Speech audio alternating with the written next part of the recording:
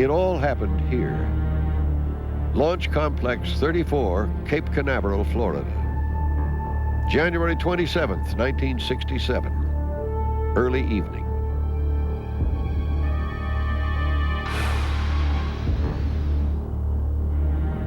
America was supposed to be on its way to the moon. Instead, it suffered its first operational fatality. 3 astronauts were to die here on Pad 34 before the evening was out. And America's space program was going to come to a dead halt. And the Russians, once again, seemed to be ready to beat America to the greatest prize of the whole space race, putting a man on the moon.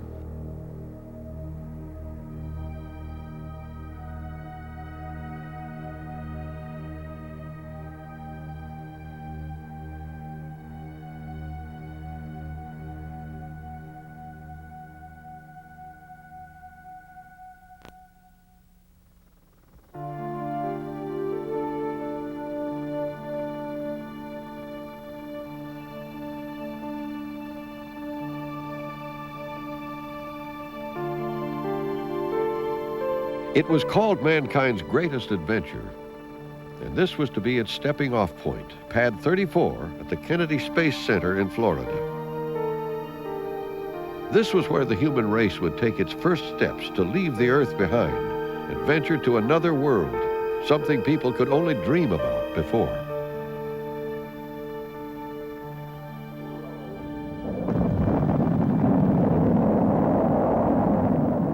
The United States had been in the manned space business for only a few years. First with the one-man Mercury back in 1961, which proved it knew how to get into space. The United States launched its second manned orbital spaceflight at 0745 a.m. Eastern Standard Time here today. This is Mercury Control. Right now, 6 is about 10 feet above it to left of 7 We're just flying nose to nose. Then the country progressed to the 2-man Gemini program, which proved that American astronauts knew how to rendezvous and work in space. Roger, Tim. Now the National Aeronautics and Space Administration had to prove it could pull off the technological master feat of all time, actually go to the moon. The program that was going to do that was the 3-man Apollo. The prototype of the lunar spacecraft was this one, which would go down in history as Apollo 1. It was being put atop its rocket booster only 5 years after President John F. Kennedy took the country by surprise in a historic speech before Congress. I believe that this nation should commit itself to achieving the goal before this decade is out of landing a man on the moon and returning him safely to the Earth. Well, I recall listening to the speech in my car in Florida at Cape Canaveral. And as I heard him make the statement, it was May 25th, 1961, of committing to get a crew to the moon and return them safely to Earth, I turned to the gentleman sitting in the front seat with me and I said, you know, we got our work cut out for us.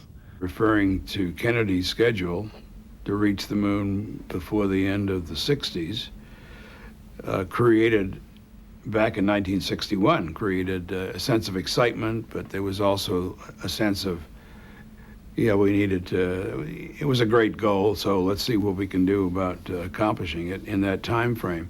You know, we only had 16 minutes of spaceflight experience, and that was Al Shepard's suborbital flight, and the president says, we're going to go to the moon. You know, and that was a quantum leap way over here, and we call it Apollo. The young president had inherited a war. It was called the Cold War, and the space race was a pivotal battlefield in that conflict. Few people knew it at the time, but one of his first official acts as president, he had been in office just 90 days, was a memo to Vice President Lyndon Johnson, plaintively, almost desperately, asking if there wasn't some way to beat the Russians at their own game, space exploration. Is there any space program, the young president asked, which promises dramatic results in which we could win?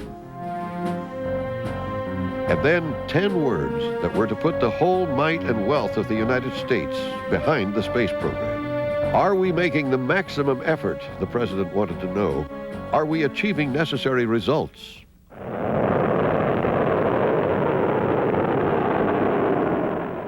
There was only one place left to beat the Russians. They had already garnered most of the space laurels. They were the first in space with Sputnik back in 1957. Then, just days before the fateful memo, they had put the first human in space, cosmonaut Yuri Gagarin. If you wanted to upstage the Russians in space, there seemed to be only one way left to do it: get to the moon before they did. People forget the fact that the Apollo program in its purest form was a battle in the Cold War. We would have never gone to the moon in the time frame that we did had it not been for the Soviet threat and the Soviet competition. So there was a lot of pressure to get it done and get it done right. I would not willingly risk my life simply from the standpoint of exploration. That wasn't in me. What motivated me at that point was the Cold War, and I thought the concept of our society remaining free was worth the risk. The men of Apollo were not just astronauts, they were also cold warriors. The three astronauts for the first manned Apollo flight were already national heroes. 10 days before the simulated liftoff, they were paraded for their last photo op at Pad 34. Virgil Grissom, 40 years old, known as Gus, he was to be the commander of the first manned Apollo flight. An Air Force lieutenant colonel, he was one of the original 7 American astronauts. He had flown in both the Mercury and the Gemini programs. He was the old hand. In 1961, he had been the second American to go into space. They almost lost him on recovery when the hatch blew on his Mercury capsule. It flooded with water and sank. The accidental detonation of the explosive bolts on his Mercury hatch would start a chain of events that would become a part of Grissom's destiny. Gus Grissom knew he had a dangerous job. There is some risk. I recognize it, but just try to take as much of that out as we can during the pre-testing to make sure the systems are good. We recognize that there are unknowns and things can happen that we haven't planned for. Grissom's second in command was Ed White, 36 years old, the All-American. The son of a general, he, like Grissom, was also an Air Force lieutenant colonel. 2 years before, he had become the first American to walk in space when he floated out of his Gemini capsule more than 100 miles over the Pacific.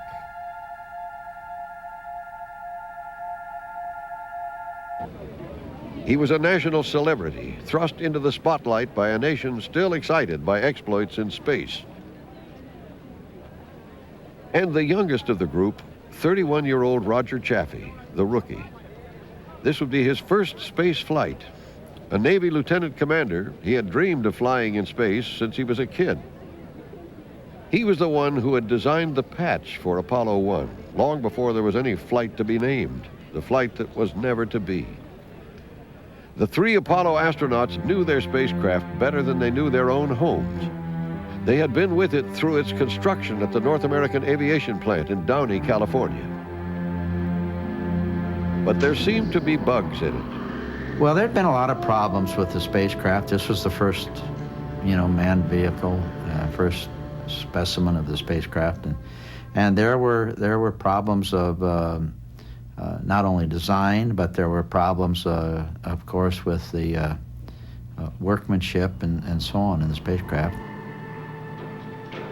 Gus had come to me, and after he'd been with the spacecraft in California, and then when it came back to the Cape, saying, there's a lot of things wrong with this spacecraft. It's not as good as the ones which we flew earlier, the Gemini and the Mercury spacecraft. He said, this is something different about this thing. And we would say, of course it's different, Gus. It's a brand new spacecraft. But it's your responsibility to tell us and the engineers what you find specifically wrong. And things will be fixed. We're not going to launch you unless everything is perfect. Rest assured of that. But Gus and And Ed and Roger had lived with that spacecraft, and they were, you know, they were as knowledgeable as anybody in the whole world about that spacecraft. So I'm sure that they felt it was safe, or they wouldn't have gotten in it. The astronauts were more than just knowledgeable about their spacecraft. I mean, we got down and dirty in the development, design, and the testing of the spacecraft. I mean, we got our hands big time dirty in terms of working with the engineers, working with the test people, knowing the people who were designing, building, putting the users' input. Because, you know, we were all aviators, and although we didn't have a lot of knowledge of what it was going to take to go to the moon, we probably had as much as anybody at that point in time, and we're learning more each day. By January of 1967, everyone seemed to feel that most of the bugs had been fixed in the first Apollo. As far as our assessment was concerned, as far as our knowledge at the time, the things were done to meet the necessary specification before we proceeded. That was our actions in Florida, and usually backed up totally by the designer and the plant producing it. The plant producing it, North American Aviation, the premier aeronautical manufacturer. The man running it, Lee Atwood, a recognized aeronautical engineer in the business for almost 40 years at the time. At 91 and long retired, he searches records and writes about Apollo 1, trying to make sure his old company does not go down in history as designing a fatal spacecraft. Things were not on schedule. Things had been changed. There had been redraws of the drawings and many things like that, which is not unusual at that stage in something that's brand new. And the allegation was made that we were wasting money by having too many people employed. Those two things, the schedule and wasted money and effort, were the primary criticisms, and I was doing everything I could to address those things. No one had ever built a moon ship before. There was no model to go by. It had so many parts, it seems, that people lost count. Some technicians say it had 2 million. Some say 3. Previous spacecraft traveled at more than 17,000 miles an hour to attain Earth orbit. That would not be good enough for Apollo. The lunar spacecraft eventually would have to shoot away from the Earth at an astounding 24,000 miles an hour to escape Earth's gravity and get to the moon. That speed would be like circling the Earth in just 60 minutes.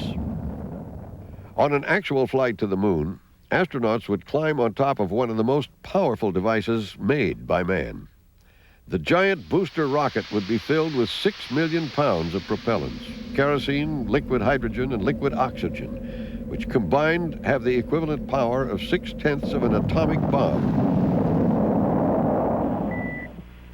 Everyone knew how dangerous everything was. Everyone knew that a fatal accident could eventually occur. Every astronaut felt someone would get killed. The 3 astronauts of Apollo 1 knew the risk, but they also knew that they had a mission. Mr. West, you're still my hero. Thank you. I want to be your sidekick. My sidekick? Yeah, you know, because Listerine's the action hero for your gums, so I thought we could team up. I'm not really And that way we could fight the evil gingivitis together. Jerry? Jerry, back off. I've got germ-killing action. Holy wacko. Listerine, the action hero for your gums. Try Listerine Pocket Packs. Ah, this is the perfect night. Yeah, this is such a great idea. I know. You're so beautiful.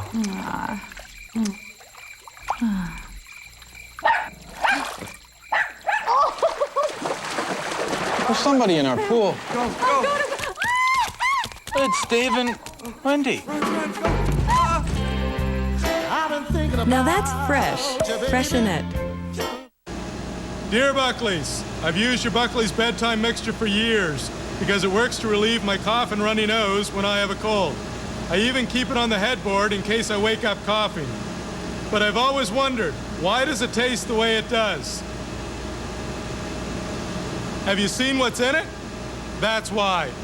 Is that loud enough for you? Okay. Buckley's. It tastes awful, and it works.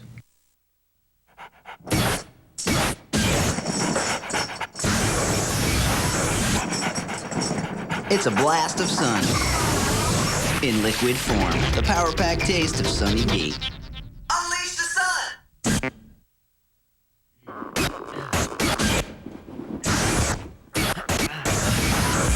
It's a blast of sun in liquid form. The power-packed taste of Sunny D. Unleash the sun! This is Doug McDonald. Doug is a normal, healthy man. But there's something different about Doug. There's something that's on his mind. And the sooner Doug deals with it, the better off he'll be.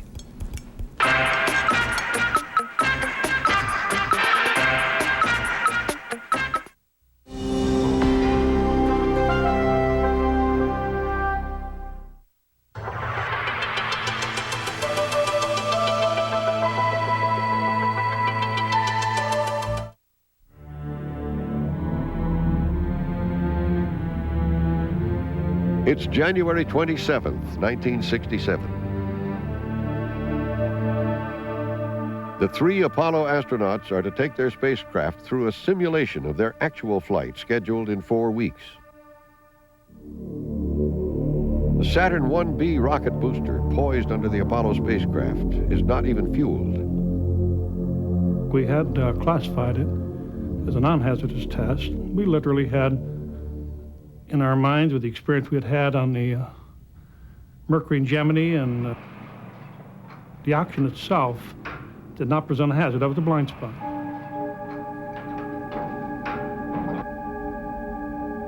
They have been breathing pure oxygen through their portable environmental suits for several hours now.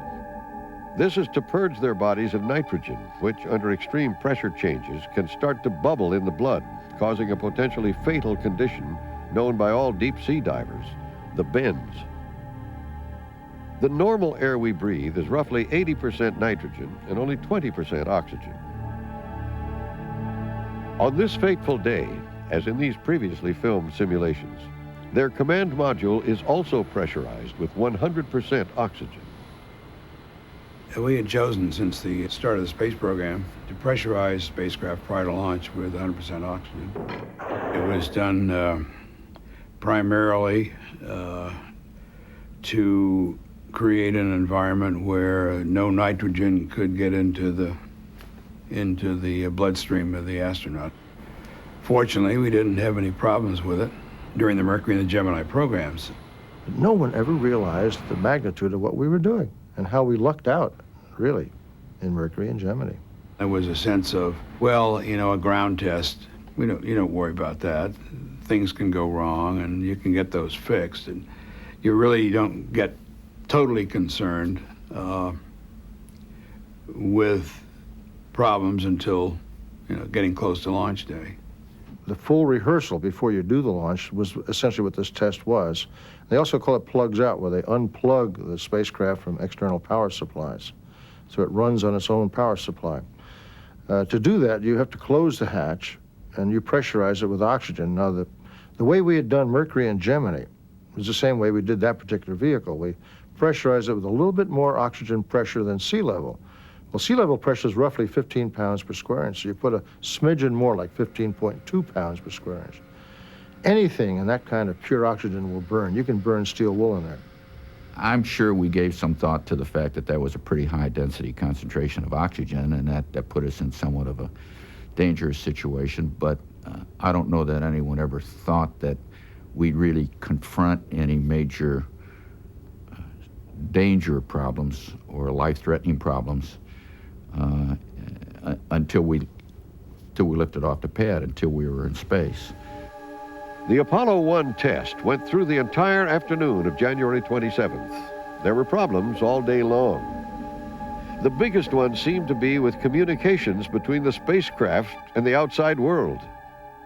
Okay, we're ready to pick up, Chuck. About all we can do is give it a try. You copy? No, I didn't read you, Chuck, at all. You want to try the phone?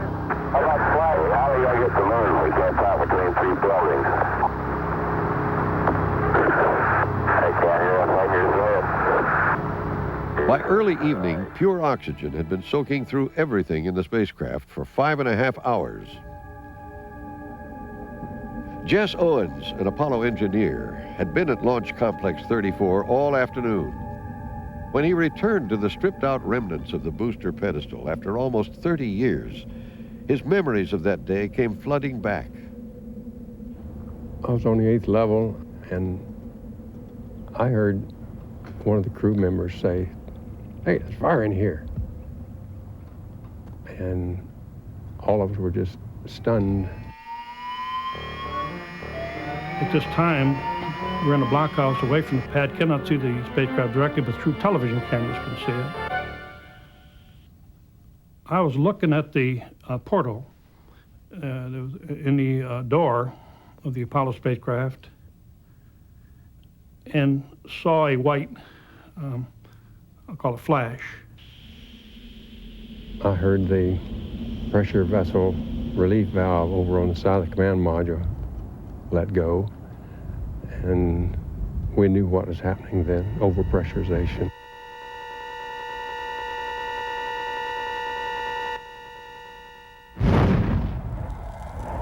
In later tests, investigators would film these reenactments as they tried to reconstruct what had happened. The oxygen-soaked material inside the spacecraft seemed to ignite all at once.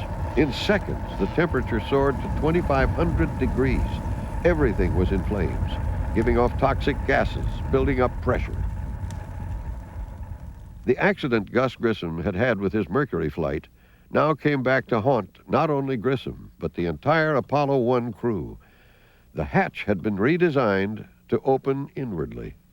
If the pressure increases inside the spacecraft as compared to no pressure outside, the hatch will seal tighter and tighter. That was the calamity, of course, that developed when the fire started. There was no way you could open that hatch again until that pressure was relieved within the spacecraft. I started to turn to my left, and a sheet of flame. I mean, this now is all faster than much faster than I can tell it. And a sheet of flame went out to my left, and I didn't see anything else because I had turned then. My already had been burned, my clothes, and singed my hair, my eyebrows. The spacecraft was rupturing from the intense pressure and heat, blowing out the side near Roger Chaffee's couch. Once there was an opening, the pressure and oxygen escaped. Fresh air flooded in, the fire went out. But it was too late. Gus Grissom, Ed White, and Roger Chaffee were dead. They had not burned to death. They were asphyxiated from the gases in the exploding spacecraft. In 5 minutes, America had lost 3 heroes, and its space program was in shambles. And of course, that terminated everything we did, literally brought the whole space program at that point in time to a screeching halt. It was the first fatal mistake NASA had ever made. In 6 years, it had made 16 manned flights without an astronaut getting a bump on the head in a spacecraft. And now, disaster. Are we ready? I'm knocking, I'm knocking, I'm knocking on Bucket's door. Oh, I am knocking, I'm knocking, I'm knocking on Bucket's door. Come on, let me sing it. Canadians coast to coast are knocking on Bucket's door. They want Canada's fastest delivery. No clones, only quality IBM PCs. 1 year free internet access, a free CD writer, and our 30-day money-back guarantee. All for only $9.99 or just $1 a day. An 850 megahertz Intel processor, 64 meg SD RAM, 20 gig drive, 4 USB ports, CD writer, 56K modem, high-speed network card, Windows ME, and 1 year free internet access with Primus Canada. The Bucket-A Company approves almost everybody who calls today. Your IBM comes with a 1 year warranty and the Bucket-A Company's 30-day money-back guarantee. Get a fully loaded IBM PC with free CD writer for just $1 a day. Start knocking now. Come on, let me sing it. It's a different kind of Fixodent with no artificial flavors or colors. It's Fixodent free. Fixodent holds stronger, holds longer than any other free adhesive. Fixodent and forget it with Fixodent free. For 70 years, Canon has been at the forefront of photographic technology. Always advancing, always innovating. And everything we've done has made us what we are today. Leaders in digital photography. Canon Digital Photography. So go ahead, astonish yourself. I'm here with the VS Sassoon Salon collection. Our stylist team helped create this line to be superior to any we've developed before, so that you can achieve your perfect style. From sleek and smooth to defined curls, lots of volume and bold colors. Visit us online at vssassoon.com and we'll send you a free sample of our products. Go ahead, try the new VS Sassoon Salon collection for a style that's perfectly you. For a limited time, Peoples is having a Boxing Day celebration where you can get up to 50% off on a great selection of jewelry throughout the store. Save up to 50% now at Peoples, the diamond store.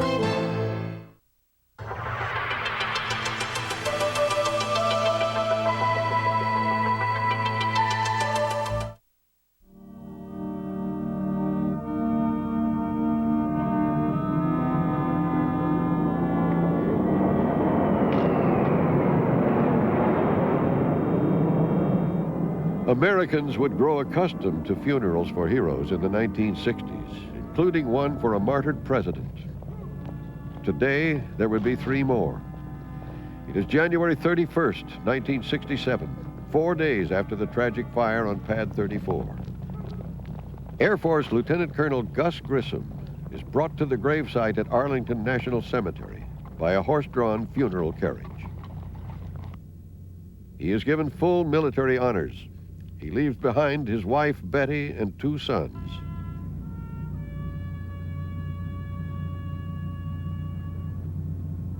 Air Force Lieutenant Colonel Ed White, from a proud military family, is buried at his beloved West Point, overlooking the Hudson River. He is survived by his widow, Pat, a son, and a daughter. The Father, the Son, and the Holy And later in the day, Navy Lieutenant Commander Roger Chaffee is buried back in Arlington, leaving his wife Martha, a daughter, and a son. After the memorial services and after the Arlington burials and all that got sort of put behind us, we had to come to grips with the real world and take a good look at where we were space program wise. I mean, if the families were still obviously grieving, there was a lot of healing that had yet to take place. But those of us who were still in the program and committed to get the job done, from the management level on down to the people putting screws in the heat shield, had to take another look at where we're going and how we were going to get there. The burned-out capsule was taken away to be inspected and analyzed. NASA immediately impaneled a team to investigate the fire. One of its high-profile members was astronaut Frank Borman. We think what happened there was probably an electrical short down in the lower equipment bay near Gus's, near the command pilot's left foot, that created a spark. And of course, we were with 100% oxygen at a PSI of around 21 pounds, so that spark propagated rapidly and became an explosion. And I think that was the most exhaustive investigation to date in either aircraft or space. We did everything, but we could never find the exact cause. And here you had the spacecraft, everything was there, but it was very difficult to, we think we know what happened, but we can't say for sure.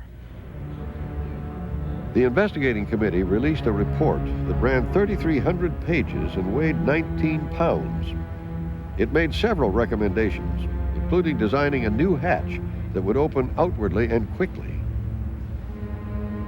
But it did not address the oxygen problem head-on. It said that the idea of using a 2-gas system, nitrogen and oxygen, in future spacecraft would be studied. Congress was told by NASA that it had changed many of its procedures.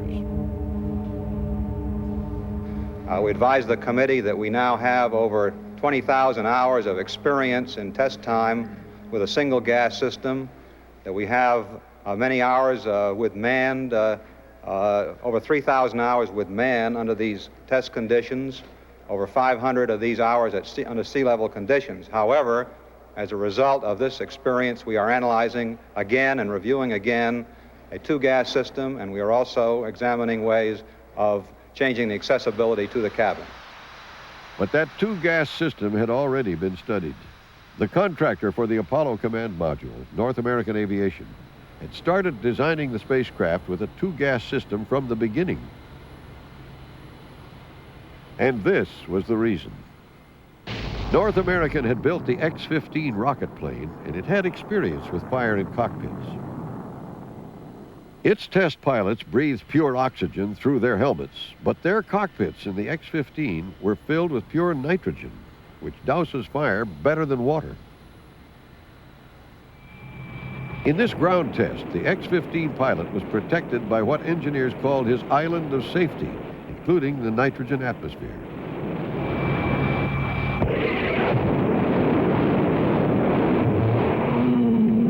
Valve malfunction. Throttle off. Recess.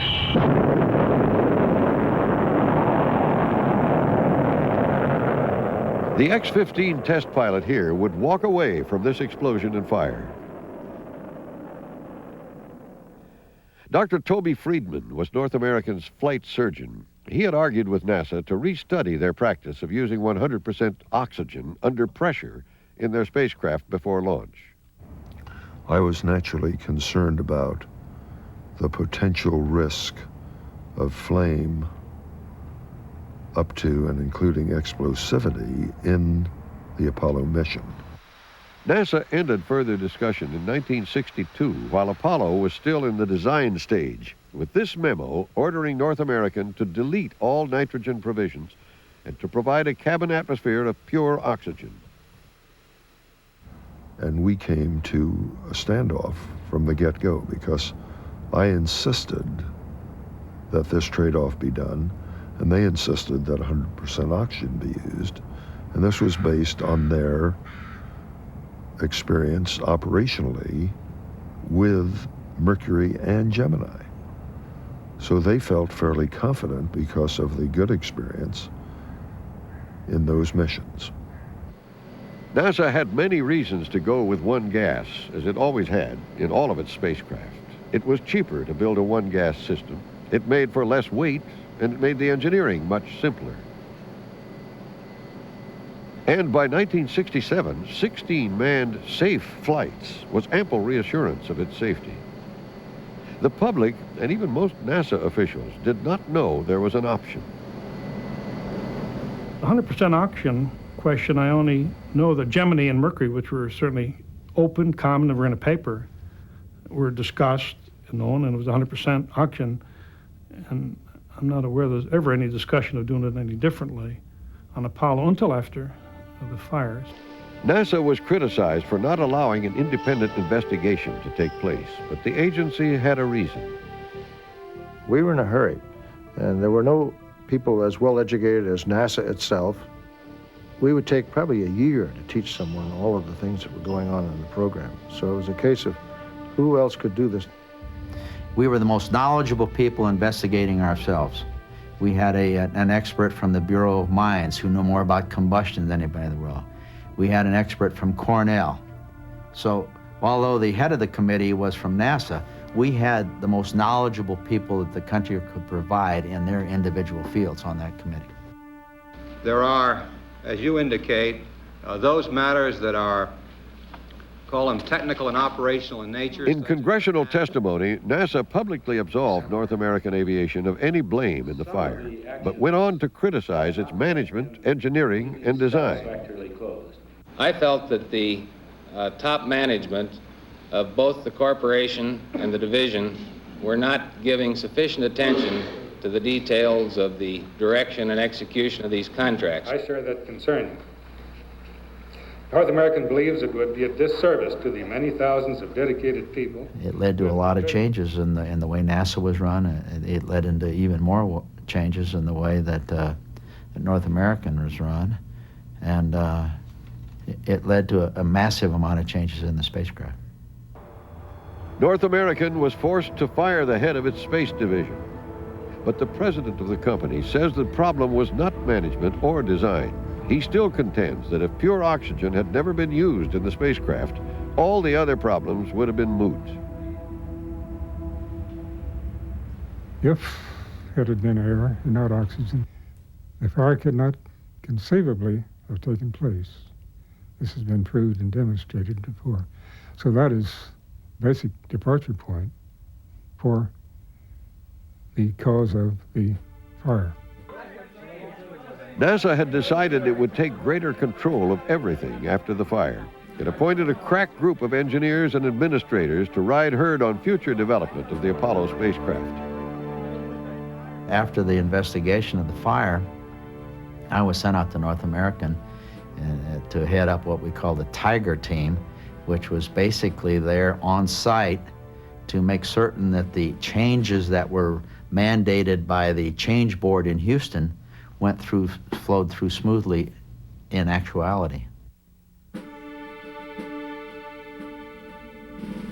After the hurried investigations and hearings, NASA and Congress wanted to get on with it. They still had to beat the Russians to the moon.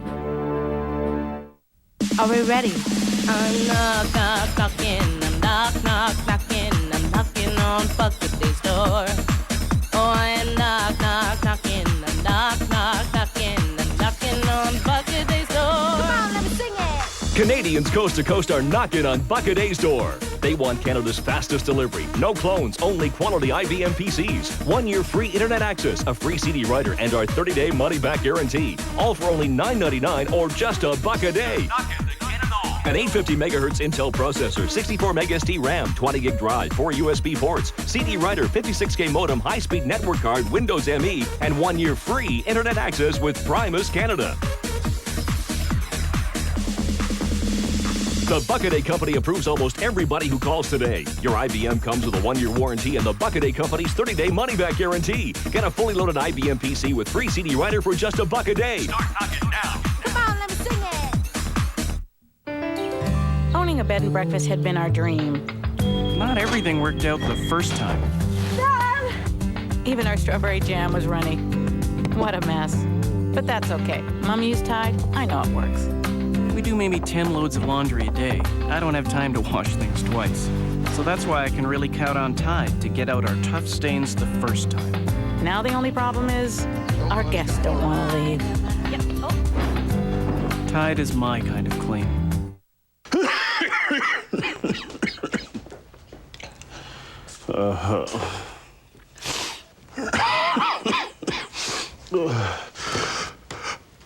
Cold symptoms keeping you from getting the sleep you need?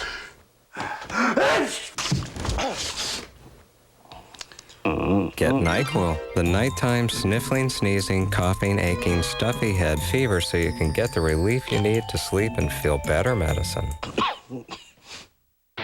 Saturday.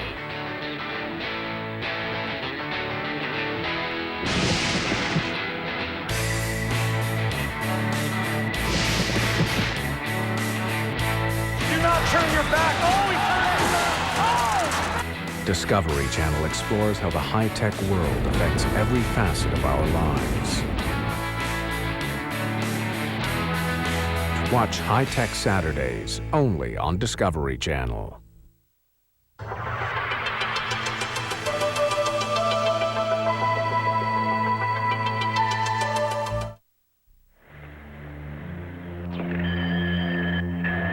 In April of 1967, while America was still mourning the loss of its 3 Apollo astronauts, the Russians were rehearsing their first steps to the moon. But fate was about to step in. Veteran cosmonaut Vladimir Komarov was to be a pivotal figure in their moon program. He was a national hero, having been one of the pioneer cosmonauts. He had been ceremoniously decorated in Red Square for his space exploits. Now he was to get the prize assignment. He was to pilot Soyuz 1, built to test lunar procedures in Earth orbit. What Komarov learned on his flight would be used to get a Russian to the moon. On April 23, 1967, 86 days after the Apollo 1 fire, Soyuz 1 was launched from Baikonur, the secret Soviet space complex. The Russians did a lot of things differently from the Americans. First, they used a nitrogen-oxygen mix for their atmosphere inside the Soyuz capsules. And instead of batteries for power, like the Americans used, they deployed solar panels once in orbit, relying on energy from the sun to power their craft. That was the Russians' mistake. On Soyuz 1, the panels did not deploy properly. Komarov lost power and tumbled through space. On his re-entry, his Soyuz 1 plunged to the ground, killing him instantly. Летчик-космонавт СССР. The first Russian step on the ladder to the moon, like the American one, ended in tragedy. In just 3 months, the two nations racing each other to the moon had lost 4 men, and both space programs were stalled. Things were even. Of course, you hate to see anybody get killed, even an adversary. But you know, be honest with you. You're sitting there thinking, well, they're having problems too. Maybe they're not. Maybe this will set them back a little bit. I hope so. It set them back a lot, and it gave America the chance to forge ahead. We were on a fast track. The president said we're going to get to the moon by the end of the decade. This was 1967. We had 3 years, 67, 68, 69 to get to the moon. We hadn't even flown an Apollo spaceship yet. We were sort of overcome with cost and schedules. We got to get there. The spacecraft was too heavy. We didn't have enough time. We were pushing. The main push was in overhauling the Apollo spacecraft. There was a whole slug of changes that were made, not simply to improve the safety, but to improve the vehicle. There were, all of these things were waiting out here, and under the umbrella of the fire, they got put into what we call the Block 2 spacecraft, which was an improved version of the one that burned. NASA poured almost $500 million into redesigning the Apollo spacecraft, including a new hatch that could be opened in 3 seconds. The changes that were made subsequent to the fire were very, very significant. We changed the hatch so that there could be easier emergency egress in the event of another problem like that. We changed the environmental control system.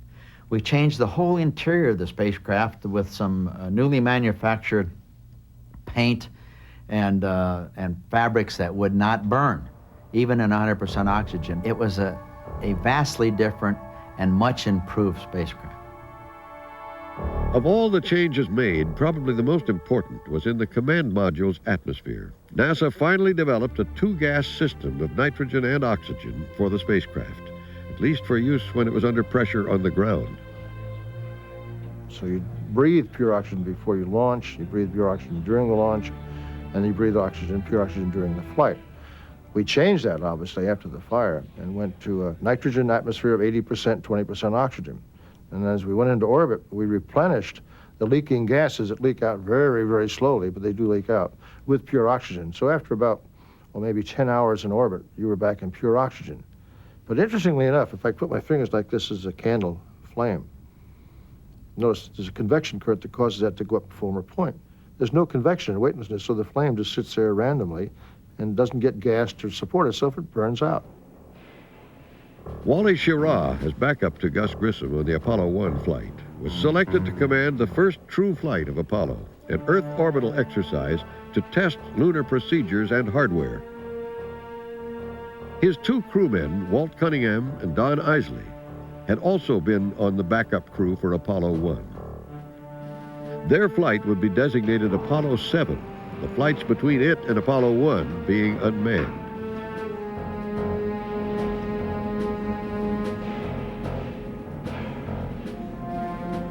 On October 11th, 1968, 1 year and 9 months after the fire on Pad 34, 3 astronauts were back up there being sealed into an Apollo capsule. Gunther Wendt was in charge of what they called the closeout crew, the men who buttoned up the spacecraft. We had to go through a large number of tests to verify that, yes, we have corrected all the problems we had on Apollo 1, that we also have learned from Apollo 1 on not how to do things. S4B test complete. Now, Apollo 7 actually carried a large burden with it, because most people involved realized if we have a problem with Apollo 7, that the whole Apollo program may be canceled. Super, Tom.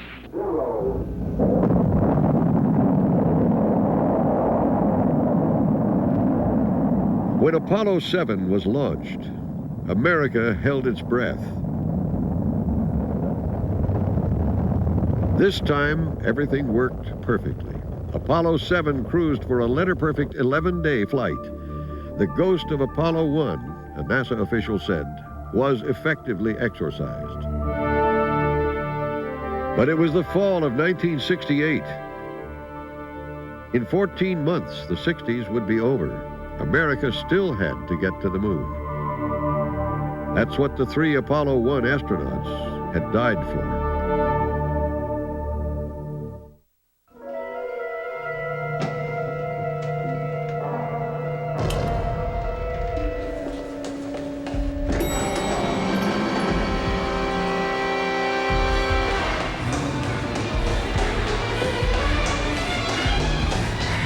They're here and waiting for you.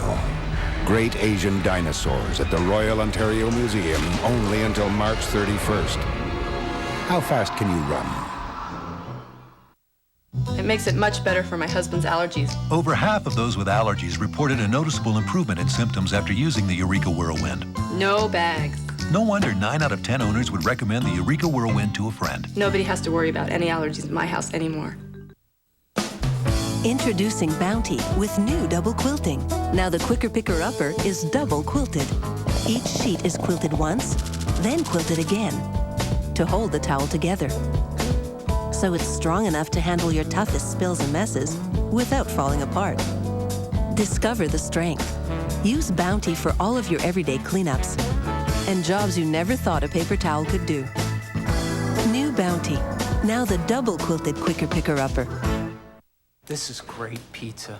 Look at these toppings. This is takeout pizza at its finest. It's not takeout. Oh, I know pizza, and this crust spells takeout. Yes, but it's not takeout. If it's not takeout, how come it tastes like takeout? It's not takeout. Oh, come on. Look, taste. This is takeout. Okay. You're right. It's takeout. Yes! McCain Rising Crust Pizza. I knew it. Can you tell it from takeout? The wettest place on Earth, the driest, the coldest, and the hottest have one thing in common. People live there. What are the limits of human endurance? And what is the key to survival? Human Extremes Week, starting January 13th, only on Discovery Channel. The Whirlwind Big Cup puts cat hair in its place. No wonder 8 out of 10 pet owners say the Eureka Whirlwind picks up pet hair better. No bags. 9 out of 10 Eureka Whirlwind owners would recommend it to a friend.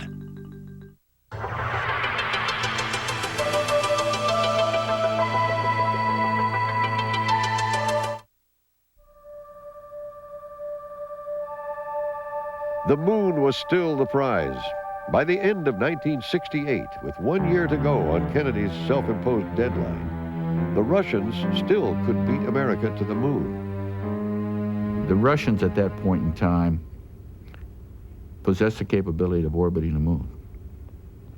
And I think the feeling was that if they orbit, although with the problems they had in their big booster for their landing capsule, we figured that if we can look at a timetable that'll get us to the moon by the end of '69, we'll beat them to the surface of the moon.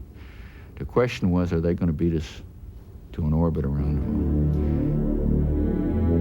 For propaganda bragging rights, it seems a simple loop of the moon was as good as landing on it. The Russians had redesigned their Soyuz spacecraft for a vehicle they hoped could beat America to at least circle the moon.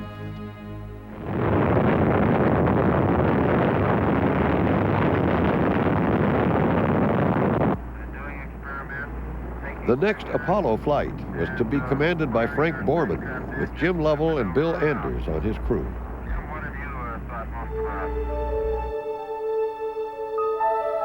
It was to be another Earth orbital flight with more tests.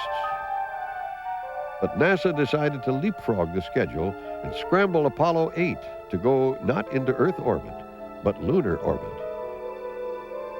America was not yet prepared to land on the moon, but it was certainly ready to go there.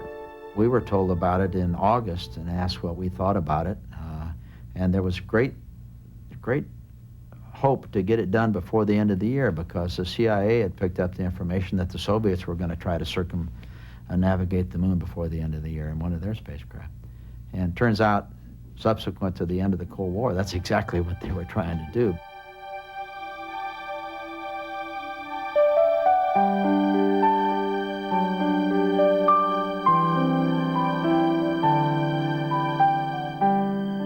The crew of Apollo 8 became the first humans to visit another world, the first to see the backside of the moon. And on Christmas Eve, 1968, Frank Borman moved the planet Earth by reading from the book of Genesis. In the beginning, God created the heaven and the earth. And the earth was without form and void, and darkness was upon the face of the deep. After reading from Genesis, he wished the Earth a Merry Christmas from 240,000 miles away, circling an alien world.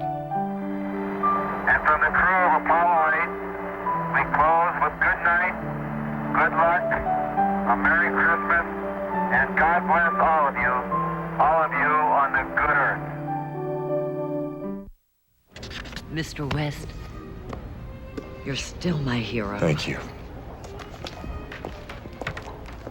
I want to be your sidekick. My sidekick? Yeah, you know, because Listerine's the action hero for your gums, so I thought we could team up. But I'm not really... And that way we could fight the evil gingivitis together. Jerry? Jerry, back off. I've got germ-killing action. Holy wacko. Listerine, the action hero for your gums. Try Listerine Pocket Packs.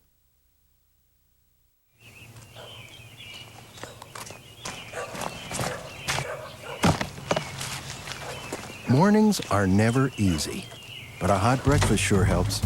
Like our delicious BLT bagel with crispy strip bacon, fresh lettuce, and tomato on an oven-baked bagel. Or the irresistible breakfast burrito with egg, sausage, processed cheese, green pepper, tomato, and onion. A good morning starts at 6 a.m. with breakfast at McDonald's. There's a little McDonald's in everyone. Little Molly loved to go shopping with Mother. They wrote down a list of this, that, and the other. For tissues, as always, Royale they chose. They were gentle to touch and soft on the nose. But Molly's nose suddenly stretched from her face, and from the list the word Royale it erased. Royale is now Puffs, the nose explained. It's a new name, but it's soft just the same. From that day on, Mother's list would read, and Nose in Need deserves Puffs indeed.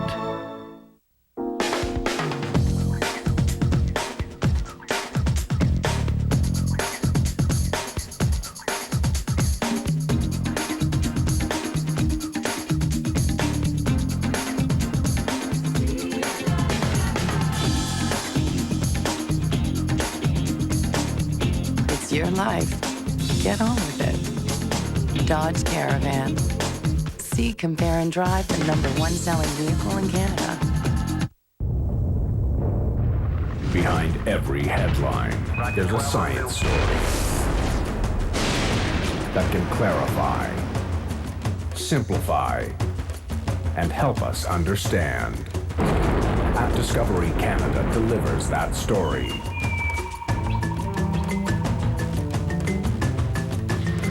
The science behind the headlines. Weeknights only on Discovery Channel. Final Frontier, brought to you by Listerine, the action hero for your gums.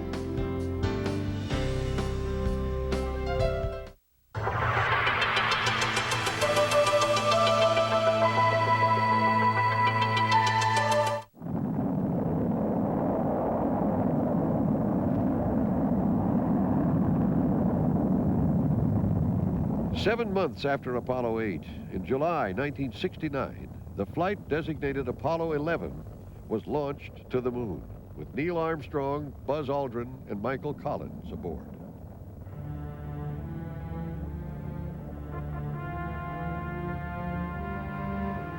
Feet, 2.5 down. Straight shadow. 4 forward. 4 forward. Drift into the right a little. Contact light. Okay, engine stop. Houston, Tranquility Base here. The Eagle has landed. Roger, Tranquility. We copy you on the ground. I'm going to step off the limb now. On July 20th, 1969, only 8 years after President Kennedy had promised that America would put a man on the moon, Neil Armstrong stepped from Apollo 11's lunar lander to put the first human footprints on a different world. That's one small step for man, one giant leap for mankind. There was a unique point in history where everything came together, the support of the people, under the emphasis of the Cold War competition, that allowed us to contribute not only to the winning of the Cold War, but to the basic knowledge of mankind. Neil took that first step. He took the first step off the shoulders of the Apollo 1 crew, as we all did. Apollo 1 was a major, significant contribution, and sadly enough, maybe because of the course of events, a greater contribution to the entire Apollo program than had it flown and been a success. Hippity hoppity, hippity hoppity, hippity hopping over hill and dale. Gene Cernan, commander of Apollo 17, was the last man to leave footprints on that alien world. I've always felt, and I'd always said, and I believe it today, had we not lost the Apollo 1 crew, we probably would have lost somebody somewhere else on the way to the moon. Had the Apollo 1 tragedy not occurred, I might not have been making those steps on the moon on Apollo 17. And the Apollo 1 tragedy inspired a silent oath. Let's never let this happen again.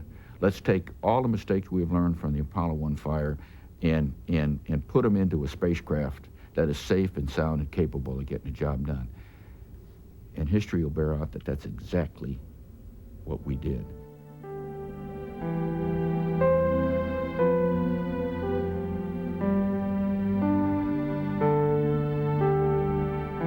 If you go back to Pad 34 today, you will see a desolate reminder of the Apollo 1 sacrifice.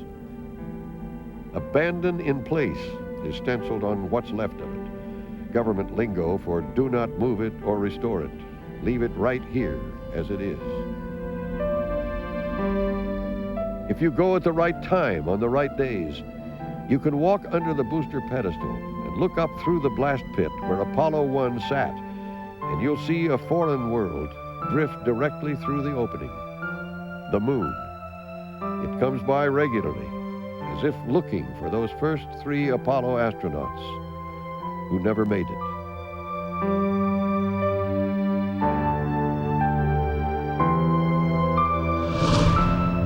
Sunday. Ring in the new year with Discovery Channel for a full night of award-winning television on Blockbuster 2001. Happy holidays from Discovery Channel. Coming up next, the science behind the headlines, entertaining, informative, and interactive. At Discovery Canada, it's what's really happening.